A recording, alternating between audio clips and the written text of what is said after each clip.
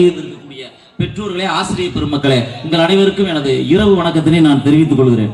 உங்களுக்கு உண்மையிலே ஒரு பயம் இருக்கத்தான் செய்யும். ஏன்னா மேடையில் இருக்கிறவங்க எல்லாம் ஒரு 25 பேர் இருக்கான். ஒவ்வொரு ஆளும் ஒரு 10 நிமிஷம் பேசுவோமே, நம்ம எப்படி இருந்து பொறுமையா கேட்கணும் அப்படிங்கிற கஷ்டம் உங்களுக்கு தெரியும்.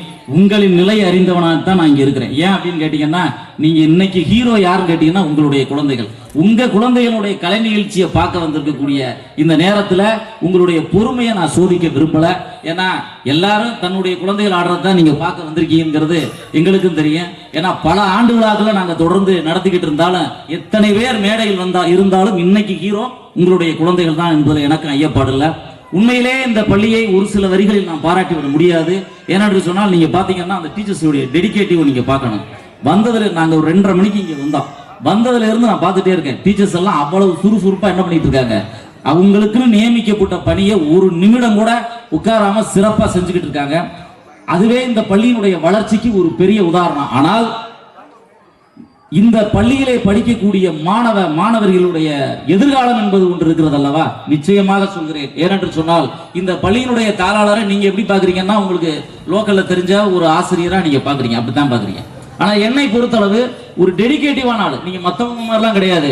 அதாவது நான் சார்ந்திருக்கக்கூடிய தமிழ்நாடு தனியார் பள்ளிகள் முன்னேற்ற சங்கத்தினுடைய தென்மண்டல செயலாளராக இருக்கிறார்.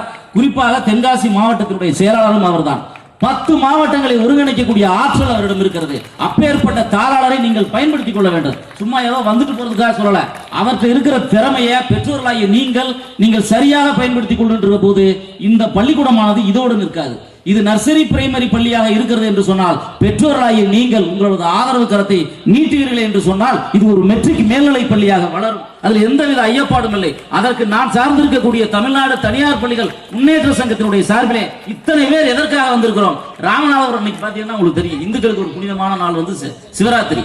சிவராத்திரியை கூட விட்டுட்டு ராமநாதபுரத்திலிருந்து 8 நிர்வாகிகள் நாங்கள் இங்கே வந்திருக்கிறோம் என்று சொன்னால், அவருடைய கரங்களை வலுப்படுத்த வேண்டும், அவருடைய திறமை இந்த உலகிற்கு அறியப்பட வேண்டும் என்ற உயரிய நோக்கத்திற்காகத்தான் வந்திருக்கோம். அதனால அப்பேற்பட்ட தாளாளரை நீங்கள் என்ன செய்யக்கூடாது, விட்டுவிடக் கூடாது.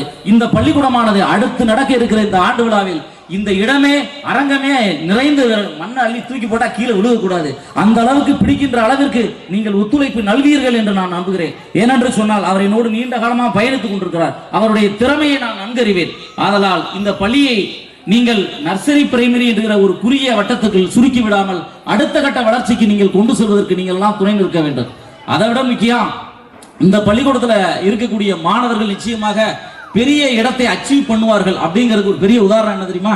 இப்ப அவங்களுடைய மூத்த பொண்ணு இந்த ஸ்கூல்ல தான் படிச்சது, உங்களுக்கே தெரியும் இல்லையா? இன்னைக்கு அவங்க வந்து ஒரு டாக்டருக்கு படிச்சுட்டு இருக்காங்க.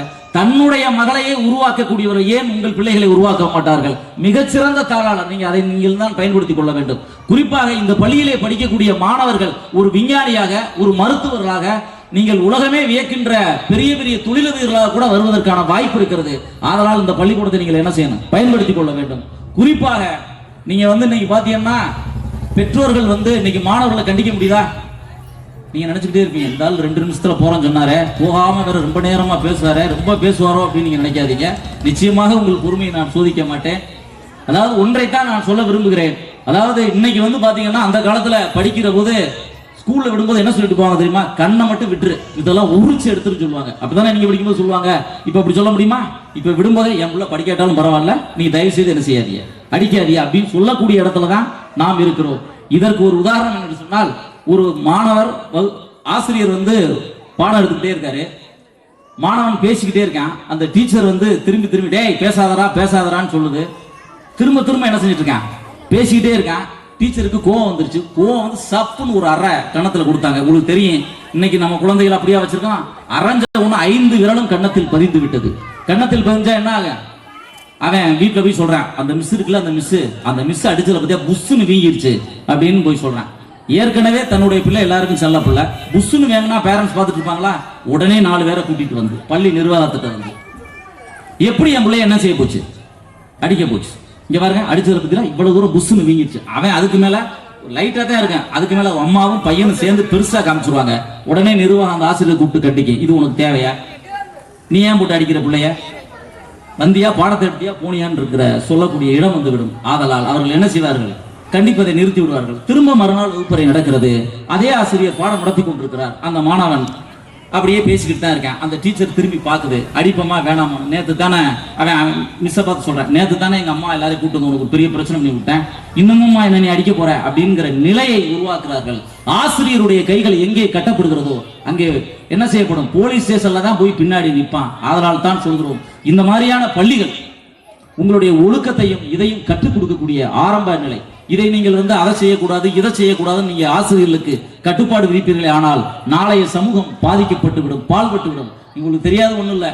உங்களுக்கு பாத்தீங்கன்னா இந்த மேடையை எளிமையா நீங்க பாக்குறீங்க, மேடையில் இருக்கிற ஒவ்வொருத்தரும் பெரிய பெரிய ஜீனியஸ், அதை ஒன்றும் மாற்றுக்கிறது இல்லை. ஆனால் உங்களுக்கு கிடைக்காத ஒரு வாய்ப்பு அவர்களுக்கு இருக்கிறது. என்ன தெரியுமா, நீங்க படிக்கிற காலங்களில் இவ்வளவு பெரிய மேடை உண்டா, உங்களை எங்கேயாவது மேடையில் ஒரு டான்ஸ் ஆட உங்க அம்மா அப்பா உங்களை அனுமதிச்சு உண்டா? இப்போ ஒன்றும் இல்லை, நீங்க ரொம்ப நேரமா ஒன்று திட்டிக்கிட்டே இருக்கீங்க, இந்த ஆளு எப்போ போவான்னு நீங்க நினைக்கிறீங்க. நான் போகத்தான் போறேன். ஆனால் ஒன்றை சொல்ல விரும்புகிறேன், நீங்கள் அங்கே இருந்து விமர்சிக்கக்கூடிய இடத்தில் இருக்கிறீர்கள். ஆனால் ஒன்றை தெரிந்து கொள்ளுங்கள், இங்கே மேடைக்கு முன்னால் நின்று 5 நிமிடம் உங்களை நன்றி உரை வாழ்த்துறை சொல்ல சொன்னால் நிச்சயமாக முடியாது. ஆனால் உங்கள் குழந்தைகள் அப்படிப்பட்ட குழந்தைகள் அல்ல. ஏனென்று சொன்னால் இந்த பள்ளியிலே படிக்கக்கூடிய அத்தனை மாணவர்களுக்கும் ஆண்டு விழா என்கிற பேரில் நடனமாட, பாட்டு பாட, பேசுவதற்கான வாய்ப்பு அளிக்கப்படுகிறது. அதனால் தான் அவர்கள் என்ன செய்கிறார்கள், எந்த மேடை இன்னைக்கு நீங்க பார்க்க போறிய மேடையில பங்கு வரக்கூடிய அத்தனை பேரையும் நீங்கள் பார்த்தீர்கள் என்று சொன்னால் எத்தனை, அதாவது ஒரு 10 மேடையை ஒருத்தன் சந்திச்சவன் எவ்வளவு பிளெக்சிபிளா பண்ணுவானோ அதை நிச்சயமா பண்ணுவான். ஏனால் அந்த வாய்ப்பு உங்கள் குழந்தைகளுக்கு வழங்கப்பட்டிருக்கிறது. அதனால் தான் இனி வருகின்ற மாணவர்களுக்கு மேடை பயமே என்ன செய்யாது, இருக்காது. அதனால் இந்த பள்ளியை நீங்கள் என்ன செய்யணும், நன்கு பயன்படுத்திக் கொள்ள வேண்டும். உங்க இந்த சிறப்பு விருந்தினராக வருகின்றிருக்கக்கூடிய அனைவரும் இந்த பள்ளியினுடைய வளர்ச்சிக்கு நீங்கள் எல்லாம் துணை நிற்க வேண்டும். ஏனென்று சொன்னால் நாங்கள் இந்த பள்ளியினுடைய தாளரை நன்கு அறிவேன், மிகச்சிறந்தவர், அறிவானவர். அவருடைய பள்ளியானது ஒரு சிறந்த பள்ளியாக அவர்கிட்ட இருக்கக்கூடிய திறமைக்கு இன்னும் பெரிய உச்சத்தை தொடக்கூடிய ஆற்றல் அவரிடம் இருக்கிறது. ஆதலால் நீங்களும் இந்த சிறப்பு விருந்தினர்களும் இந்த பள்ளியை பயன்படுத்திக் கொள்ள வேண்டும். இந்த பள்ளிக்கூடமானது ஒரு மெட்ரிக் மேல்நிலை பள்ளியாக வருவதற்கு பெற்றோர்களாகிய நீங்கள் உங்கள் ஊரில் உங்களுக்கு அருகில் இருக்கக்கூடிய குழந்தைகளை இந்த பள்ளிக்கூடத்தில் நீங்கள் சேர்ப்பீர்கள் என்று சொன்னால் நிச்சயமாக அவர் என்ன செய்வார், அடுத்த கட்ட வளர்ச்சியை பற்றி சிந்திப்பார். அது உங்கள் கைகளில் தான் இருக்கிறது. நாங்கள் உங்கள்கிட்ட நாங்கள் நல்லா சொல்லிக் கொடுக்குறோம் சொல்றதை விட படிக்கக்கூடிய உங்களுக்கே தெரியும் எப்படிப்பட்ட கல்வியை அவங்க கற்றுக் கொடுக்குறாங்கன்னு. சிறந்த மிகச்சிறந்த ஆசிரியர் இருக்கிறார்கள். இவர்களெல்லாம் நீங்கள் பயன்படுத்திக் கொள்ள வேண்டுமா இந்த நேரத்தில் கேட்டு உங்களுடைய நிலையை அறிந்தவனாய் நானும் உங்கள் குழந்தைகளை வாழ்த்துவதற்காகத்தான் நானும் ராமநாதபுரத்திலிருந்து வந்திருக்கிறேன். ஏன்னு சொன்னீங்கன்னா இங்கே படிக்கக்கூடிய மாணவர்கள் நாளைக்கு ஒரு மருத்துவராக விஞ்ஞானியாக வரும் பொழுது நானே அவர்களிடம் கீழே வேலை செய்ய வேண்டிய எனக்கு கூட அதிகாரியாக வருவதற்கான வாய்ப்பு இருக்கிறது. அதனால் இந்த மாணவர்கள் மிகப்பெரிய உச்சத்தை அடைவார்கள். அந்த உச்சத்தை அடைகின்ற போது நீங்களும் பெருமை அடைவீர்கள். நான் சார்ந்திருக்கக்கூடிய தமிழ்நாடு தனியார் பள்ளிகள் முன்னேற்ற சங்கமும் பெருமை அடையும் என்று கூறி வாய்ப்பளித்த அத்தனை உள்ளங்களுக்கும் நன்றி கூறி விடைபெறுகிறேன். நன்றி, வணக்கம்.